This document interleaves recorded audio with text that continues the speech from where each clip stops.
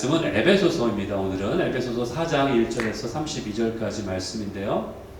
전체 구절을 다 읽기가 너무 길어서 저희가 간추린 본문을 통해서 함께 여러분들과 교독하시겠습니다. 에베소서 4장 1절부터 제가 교독하시겠습니다. 제가 먼저 읽겠습니다.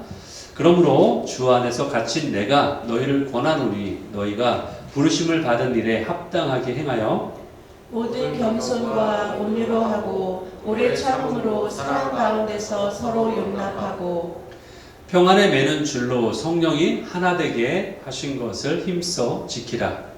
몸이 하나요 성령도 한 분이시니 이와 같이 너희가 부르심의 한 소망 안에서 부르심을 받았느니라. 11절 읽습니다. 그가 어떤 사람은 사도로, 어떤 사람은 선지자로, 어떤 사람은 복음 전하는 자로, 어떤 사람은 목사와 교사로 삼으셨으니 이는 성도를 온전하게 하여 봉사의 일을 하게 하며 그리스도의 몸을 세우려 하심이라. 우리가 다 하나님의 아들을 믿는 것과 아는 일에 하나가 되어 온전한 사람을 이루어 그리스도의 장성한 분량이 충만한 데까지 이르리니 이는 우리가 이제부터 어린아이가 되지 아니하여 사람의 속임수와 간사한 유혹에 빠져 온갖 교훈의 풍조에 밀려 요동하지 않게 하려 함이라. 22절 읽습니다.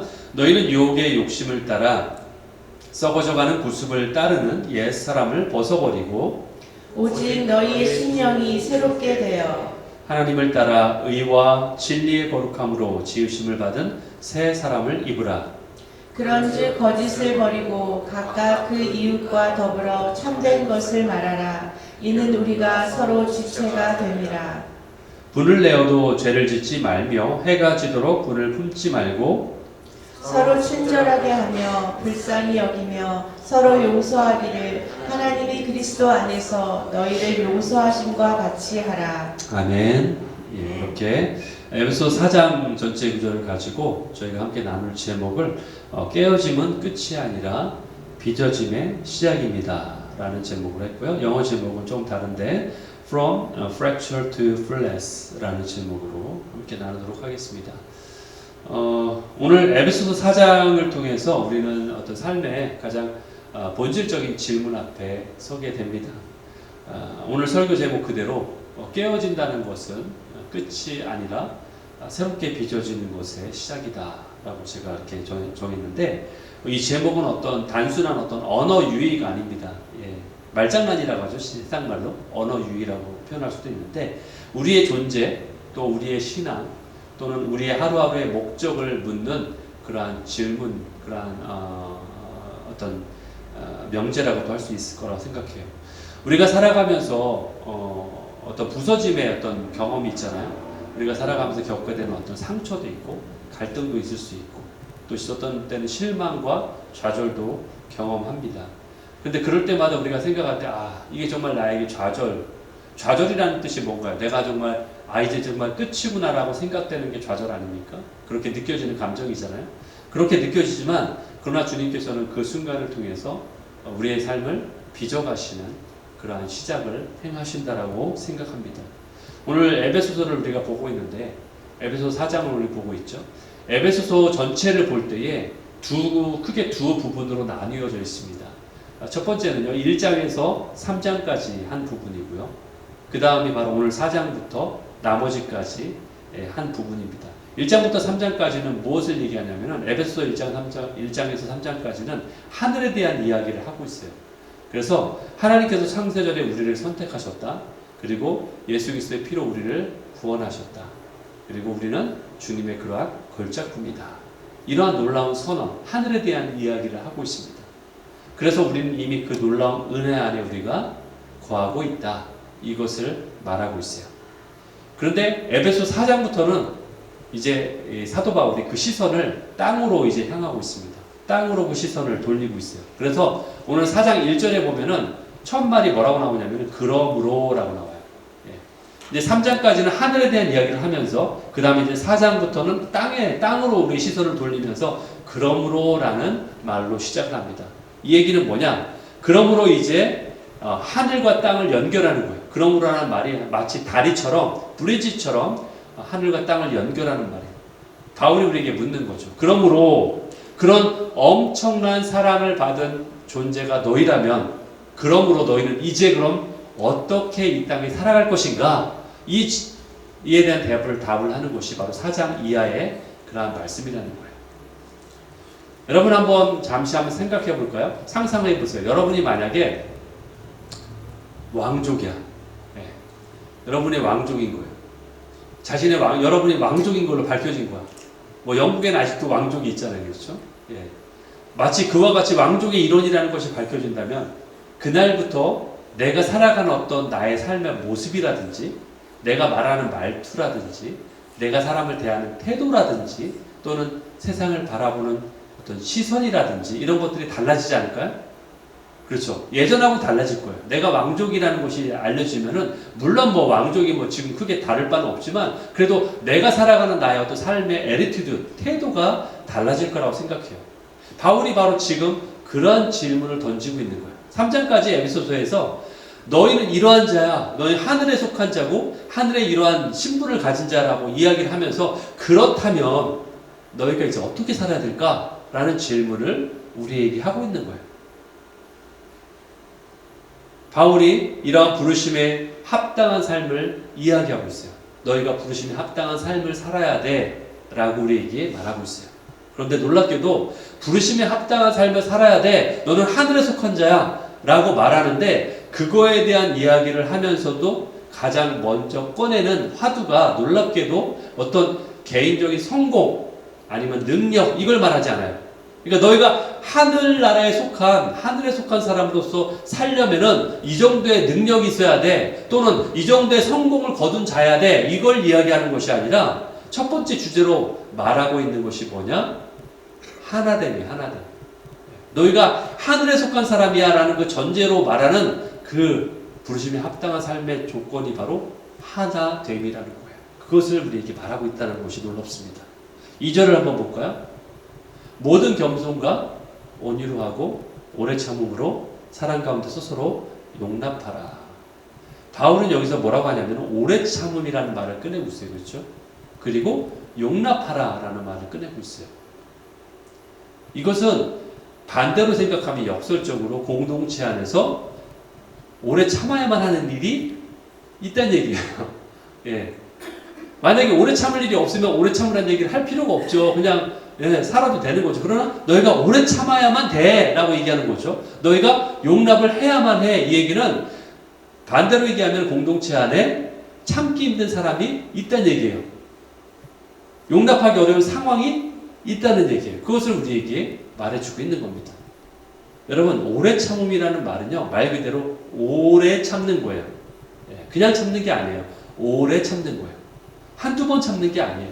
길게, 끈질기게, 이를 악물며 심지어는 그렇게 참아야 된다는 거예요. 여러분, 우리 주변에는 우리가 대하기만 편한 사람만 있는 게 아니죠. 어떤 사람은 마치 제가 이렇게 표현할게요. 거친 사포와 같은 사람이 있어요. 사포 아세요? 사포? 예. 문지르는 사포 있죠. 사포와 같은 사람이 있어요. 스치기만 해도 상처가 나요. 스치기만 해도 마음에 생채기가 나는 거예요. 그래서 우리는 본능적으로 그런 사람을 피하고 싶어요. 하지만 목수들은 알고 있어요. 사포가 왜 필요한지. 사포가 왜 필요합니까? 거친 거를 부드럽게. 예, 거친 나무를 매끄럽게 다듬기 위해서 반드시 사포가 있어야 되는 거예요. 거친 나무가 매끄럽기 위해서. 그렇지 않으면 거칠어서 손에 가시가 박힙니다. 그런 나무를 자르기만 해서 그냥 가구를 만들면은 이런데 손에 가시가 다 박힙니다. 그렇죠? 그러다 이런 데서 사포로 문질러야 되는 거예요. 부드러운 융 같은 천으로는 절대로 거친 부분을 다듬을 수가 없어요. 부드러운 천으로는 절대로 그 거친 부분을 다듬을 수가 없어요. 오직 사포가 할 수 있는 거예요. 하나님은 때로는 우리를 그리스도의 장성한 분량에 이르게 하기 위해서 우리 곁에 사포와 같은 지체를 두셨다는 거예요. 나를 다듬어가는 사포와 같은 지체가 분명히 있을 수밖에 없다는 거예요. 하나님이 그걸 사용하신다는 거예요. 이것이 바로 나의 교만이 깎이는 순간이고 나의 모난 성격이 다듬어지는 순간이 될 수밖에 없다는 것이. 이러한 사포로 문질러지는 이러한 순간들이 바로 나의 깨어짐의 순간이라고 할 수 있다는 거예요. 여러분, 그러나 성경은 이러한 깨어짐이 끝이 아니라고 우리에게 말하고 있습니다. 대신 빚어짐의 시작이라고 우리에게 말하고 있어요. 심지어 우리가 우리 이런 생각할 수 있잖아요. 와, 나는 정말 다듬어줘야 돼. 나의 모난 성격들, 이런 것들은 정말 다듬어지고 깨져야 돼. 저도 그런 생각을 해봐요. 저도 저희 아내를 만나면서 정말 제 안에 있는 모난 것들, 이런 것들을 더 많이 보게 돼요. 친구랑 싱글일 때, 친구들과 사귈 때는 그런 걸 못 봐요. 왜냐하면 친구들은 서로 친구들의 좋은 말만 하는 게 친구이기 때문에 그런 걸 볼 수가 없어요. 그러나 결혼하면서 저의 모난 부분들이 더 밝혀져 나오죠. 그러면서 제 안에 있는 것도 모난 부분들이 깨어져야 되고 부서져야 된다는 것을 깨닫게 됩니다.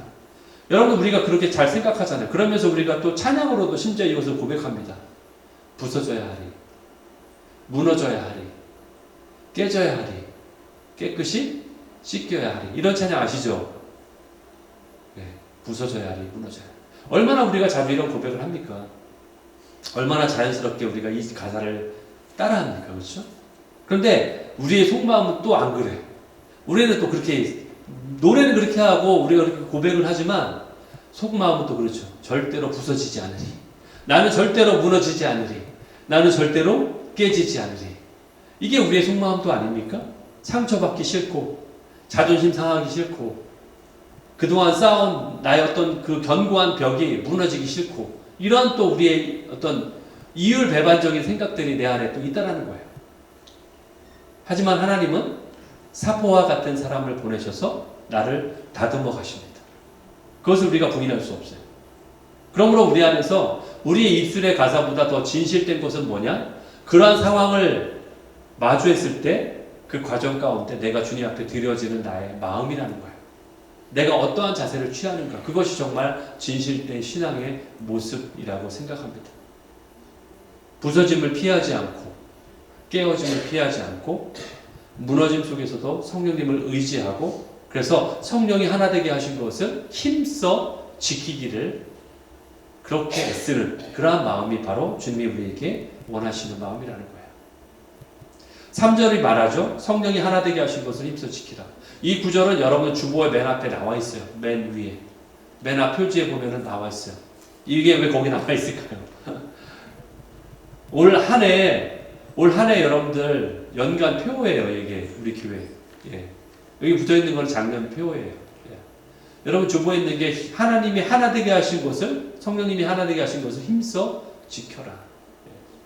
항상 여러분들 우리가 뭔가를 하려고 하면요, 사단이 그걸 방해하죠. 그렇죠? 예. 이 표를 내거니까 바로 사단이 작용을 합니다. 작동합니다. 예. 바로 활동을 하죠.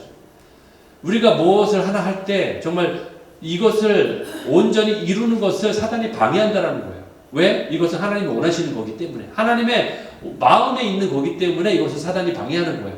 여기서 힘써라는 말이 중요합니다. 힘써라는 말은요, 저절로 이루어지는 게 아니에요. 하나 되면 저절로 오지 않습니다.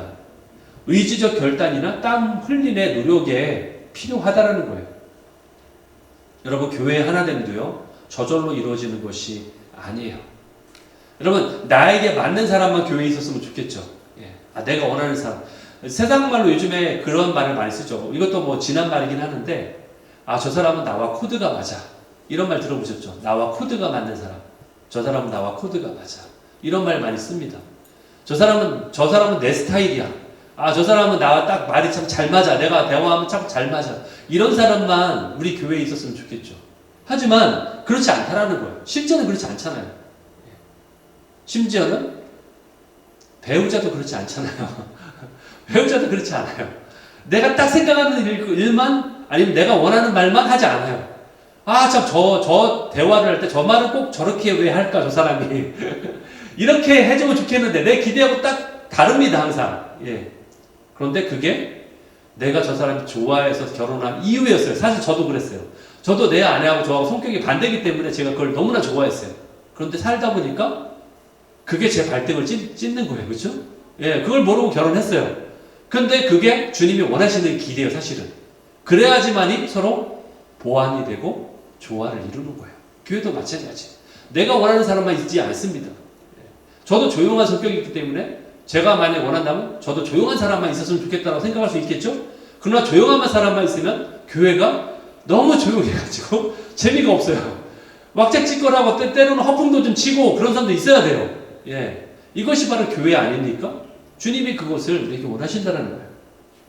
서로 부대끼지만 서로 깨어지는 것 같지만 그러나 그 안에서 주님의 빚어가시는 시작이 바로 그 안에서 시작한다는 거예요.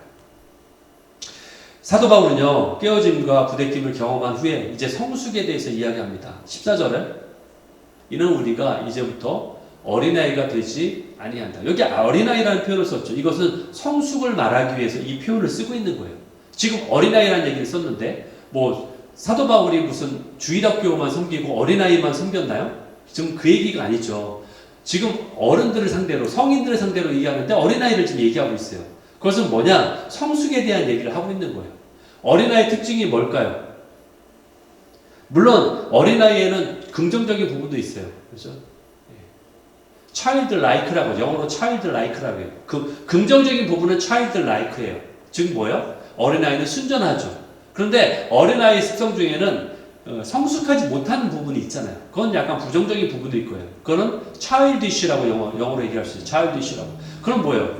부정적인 부분이죠. 어린아이들은 쉽게 흔들리죠. 쉽게 동요하죠. 무서운 걸 만나면 두려워하고 쉽게 흔들리고 다른 사람 말에 쉽게 휩쓸리고 그렇죠. 감정에 따라서 널뛰기를 하고 이게 바로 어린아이의 모습 아닙니까? 신앙도 그와 같다라는 거예요. 어린아이 같은 신앙이 있을 수 있다. 그러나 이 얘기는 뭐예요? 어린아이와 같이 되지 아니한다라는 얘기는 너희가 어린아이 같아서는 안 된다라는 얘기를 하는 것이죠. 사도 바울이. 즉 거기서 너희가 자라야 된다.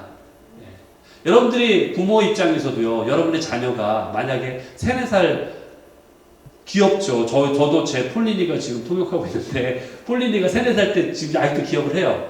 예. 페이스북을 보면은 제가 몇 년 전에, 뭐 10년 전에 올렸던 사진, 이것들이 쭉 이렇게 올라옵니다. 예. 뭐 그렇게 자동으로 이렇게 올라오게 돼 있어요. 그래서 어렸을 때 막 3, 4살 때 이렇게 폴린이가 막 이렇게 웃으면서 찍은 사진 같은 게 올라와요. 그럼 저 보면서, 와, 저 때가 좋았는데. 예, 그런 생각해요. 이제 내년에 대학 가는데, 그걸 보면서 저 때가 좋았는데, 너무 귀엽구나. 막 이런 생각 하는 거예요. 그렇다고 해서 제가, 야, 이 아이는 3, 4살에 계속 머물렀으면 좋겠어. 이렇게 생각하는 분 계시나요? 계속 3, 4살로 계속 있으면 어떻게 합니까? 그건 오히려 부모의 걱정거리죠. 안 자라고 얘가 막 자라야 되는데, 키도 안 자라고 계속 3, 4살로 있으면 걱정이지 오히려 좋은 게 아니죠. 아무리 그때가 이뻐도. 신앙도 마찬가지 아닙니까? 주님이 보시기에 우리가 자라야 되는데, 계속 신앙이 3, 4살 수준에 머물러 있다면, 그것은 원하는 바가 아니겠죠. 사도 바울이 지금 그걸 말하고 있지 않습니까? 너희가 거기서 머물러서 안 된다. 더 자라야 된다. 11절에서 12절 보면요. 지금 뭐라고 나왔어요? 어떤 사람은 사도로, 선지자로, 복음 전한 자로, 목자로, 교사로 주셨다. 이 얘기는 뭐예요? 이걸 이렇게 주신 이유는 뭐예요? 그 뒤 나오잖아요. 이는 성도를 온전케 하고, 봉사일을 하게 하고, 그리스도의 몸을 세우게 합니다. 이와 같은 목적, 이래서 주셨다라는 거잖아요. 그렇죠? 그러니까 무슨 얘기예요? 목사 하나만, 목회자 한 사람만 이 일을 다 행하도록 한 게 아니라 성도들이 그래서 그것을 옆에서 구경만 하도록 한 것이 아니라 모든 믿는 자라면 누구나 그가 어떠한 위치든 사도든 선지자든 복음 전하는 자든 목사든 교사든 이러한 역할을 다 감당해야 된다. 이것을 우리에게 말하고 있는 거 아닙니까? 믿는 자가 이러한 일을 해야 된다. 그래서 믿는 자가 직접 자신의 영적인 머슬, 근육을 키워서 직접 봉사일도 하고 그래서 교회를 세우는 주체가 되어야 된다. 이것을 우리에게 말하고 있는 것이 아닙니까?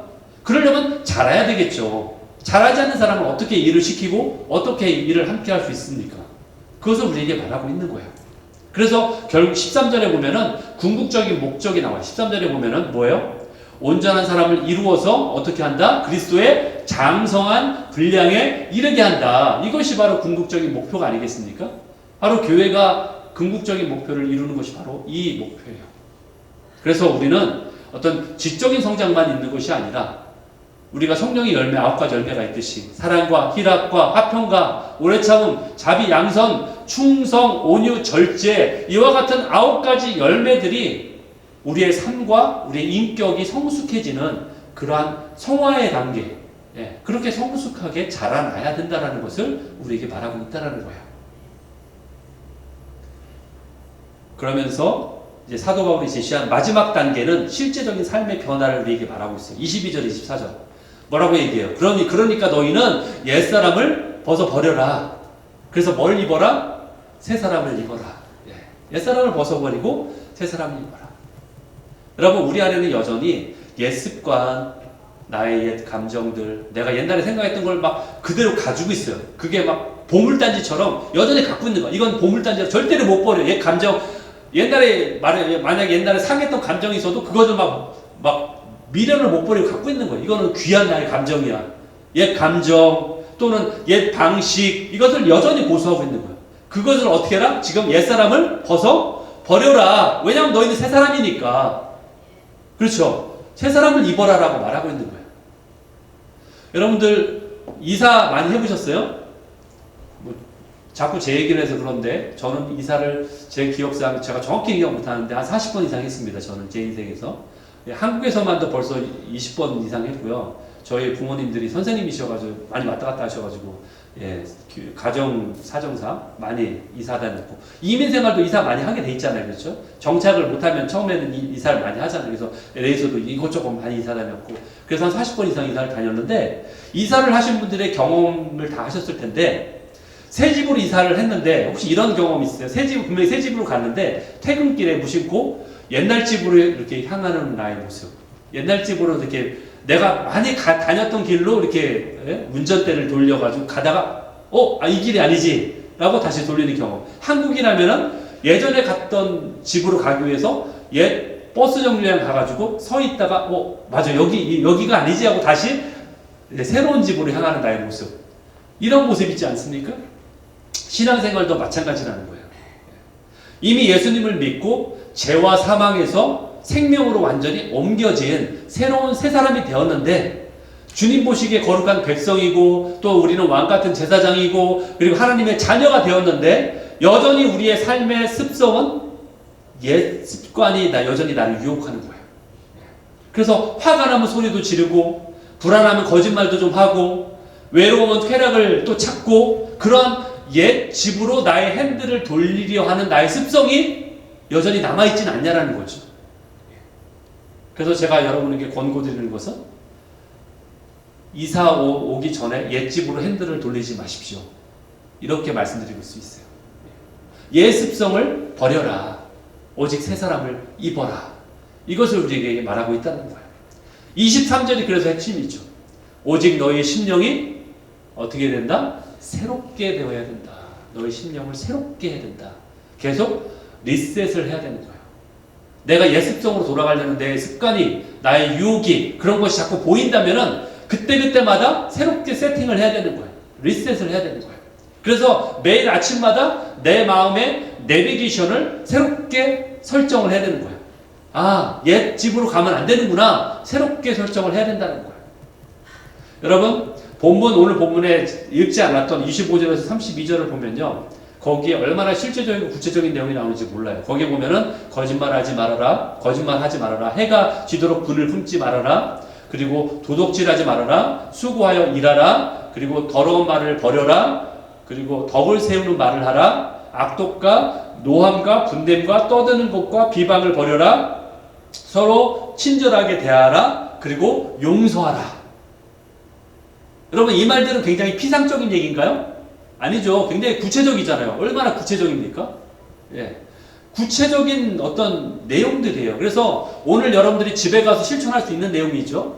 가족에게. 그리고 내일 다른 사람들 앞에 나갈 때 실천할 수 있는 내용이잖아요.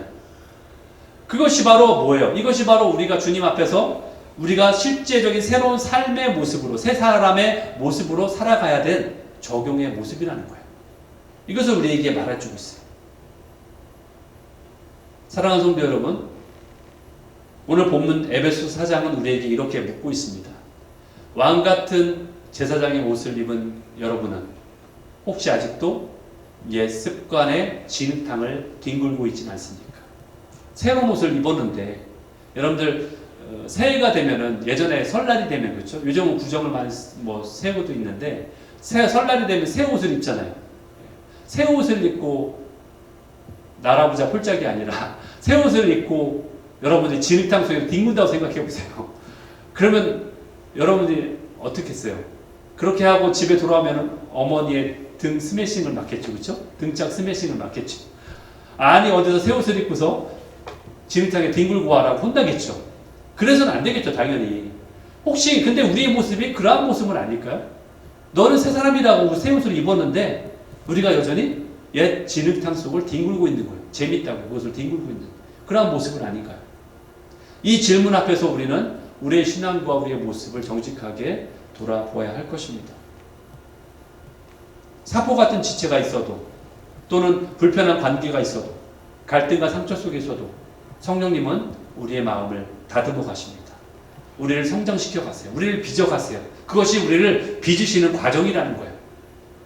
그것을 우리가 잊지 말아야 돼요.